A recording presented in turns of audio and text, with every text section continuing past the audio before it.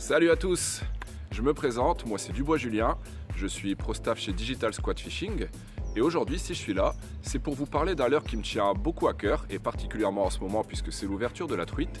Ce leurre, c'est le Spring Minnow 65S. Alors, petite présentation du leurre. Il s'agit d'un jerk minnow de 65 mm pour 6,5 grammes. Il est doté de deux petits hameçons triple numéro 10, très piquants, très robustes. Un signal œil assez important qui va permettre au poisson de pouvoir fixer plus facilement son attaque. Il dispose aussi d'une petite bavette qui va lui permettre d'évoluer dans la première couche d'eau, c'est-à-dire les 50 premiers centimètres sous la surface. Et il se décline en 6 coloris qui vont vous permettre de vous adapter à chaque situation, que ce soit la teinte de l'eau, la luminosité ou tout simplement les envies des poissons. Alors, parlons à présent des différentes animations qu'on va pouvoir faire avec ce type de leurre. Un leurre assez polyvalent, on va pouvoir l'animer de différentes façons. La plus simple, la plus basique étant le simple lancer-ramener. Lors de cette animation, le leurre aura une nage en S assez serrée. Personnellement, c'est pas mon animation préférée et c'est pas non plus celle où le leurre va montrer toute sa valeur. Je lui préfère largement une petite animation en twitch, c'est-à-dire avec des petits coups de sion. On fait des petits coups de sion assez secs et ça va permettre de donner une nage très erratique au leurre.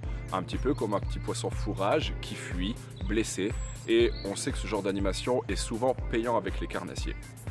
Ajoutez à ça quelques petites relâchées et c'est là réellement que le leurre va se démarquer des concurrents et montrer toute sa valeur. Parce que lors des relâchés, le leurre, parfaitement équilibré, va descendre tout droit dans la couche d'eau en papillonnant. Un petit peu comme une proie qui est en train d'agoniser. Et clairement, lors de ce genre d'animation, ça représente à peu près 80% des attaques que j'ai pu avoir avec ce leurre. Je l'ai testé pendant à peu près un an et lorsque j'ai pu alterner ces petits twitch et ces relâchés, j'ai vraiment eu le plus de résultats. Alors, parlons à présent des différentes espèces qu'on va pouvoir cibler avec le Spring Minnow. Je vous l'ai dit tout à l'heure, c'est un leurre qui s'adresse particulièrement à la truite, donc parfait en ce moment d'ouverture. Mais ce ne sera pas la seule espèce qu'on va pouvoir rechercher avec ce type de leurre. En effet, la perche, le black bass, le chevenne et même le brochet. En effet, à la belle saison, on remarque que les brochets délaissent un petit peu les grosses proies et vont se concentrer sur des proies beaucoup plus faciles. On est quelques semaines après la fraie et les bancs de petits poissons vont se regrouper et ça sera une aubaine pour le brochet.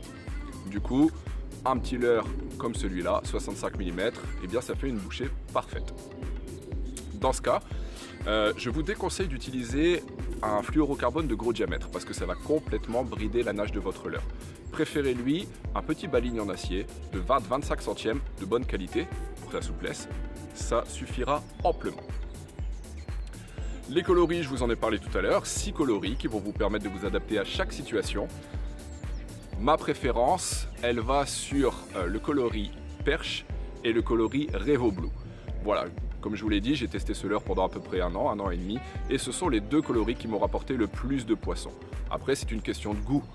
Pas mal d'autres membres du staff ont d'autres préférences, après les goûts et les couleurs, chacun fera son choix. Voilà, vous en savez plus à présent sur le Spring Minnow. Je n'ai plus qu'à vous souhaiter de très bons moments au bord de l'eau. Je sais que parfois on peut être un petit peu perdu face au marché des leurres qui aujourd'hui prend une importance considérable. On a l'impression d'avoir un petit peu de tout et n'importe quoi, beaucoup de leurres qui se ressemblent, on pourrait se dire qu'ils sont tous pareils. Je ne saurais que trop vous conseiller de garder une petite place, même une grande place dans votre boîte pour le Spring Minnow parce que c'est un leurre très polyvalent qui s'adresse à beaucoup de poissons et qui en plus se démarque énormément des autres jerks, je vous l'ai dit tout à l'heure, notamment lors des twitch et surtout des relâchés. Vous allez avoir une action que vous ne retrouverez chez aucun leurre. Ça permet de décider du poisson réfractaire à la majeure partie des leurres qu'il a l'habitude de voir, donc n'hésitez pas. Bonne pêche à vous et longue vie à Digital Squad Fishing.